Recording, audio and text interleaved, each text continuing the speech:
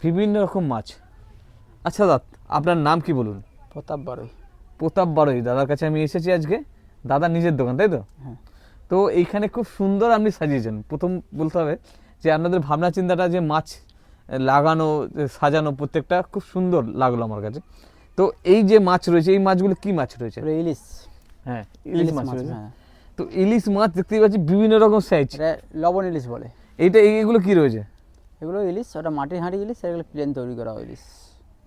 মানে এইগুলো হচ্ছে কত টাকা কেজি আপনি বিক্রি করছেন? এটা আমাদের পার পিসের উপরে আছে, 250 গ্রাম সাইজের হ্যাঁ, 100 টাকা আছে, দুটো 150 টাকা আছে।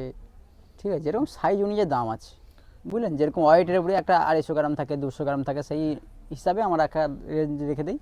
এই রেঞ্জে হলে। আর এইটা যে দেখা যাচ্ছে, এটা তো মনে হচ্ছে পমপ্লেট। পমপ্লেট আছে, হুম, চাঁদি বাউল আছে, হ্যাঁ।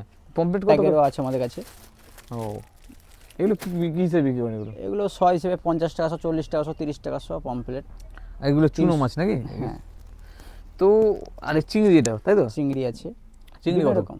30 টাকা আছে, 25 টাকা আছে, 20 টাকা, যেরকম কোয়ালিটি আচ্ছা, নেবেন এখানে কোয়ালিটি সব অনুযায়ী থেকে দাম আছে। বেশি কি মাছ বিক্রি হয়? এই লোটে মাছ নাকি? লোটে। তো এই লোটে মাছ যে আমাদের ওখানেও যায়, আমাদের সব টোটালটাই কেমিক্যাল ছাড়া করেই করা হয়। তো আপনার কেমিক্যালের ব্যাপারটা কি বলুন তো? কেমিক্যাল ব্যাপারটা মানে একটা ফরমালিন জিনিস দেওয়া হয় এতে। কেমিক্যালে এটা রোদ্দুরে তাড়াতাড়ি শুকনো করে যাবে, আমার নরম মাছটা ওটাকে টেনে দেবে, 4-5 দিন করে মেরে রেখে দিতে পারে, ওইগুলো একটা করে। আমার দোকানের ক্ষেত্রে এইসব করি না, পাইকারি মাছে এইসব প্রায় ওইসব হয়। তো আমাদের কাছে এইগুলো হয় না।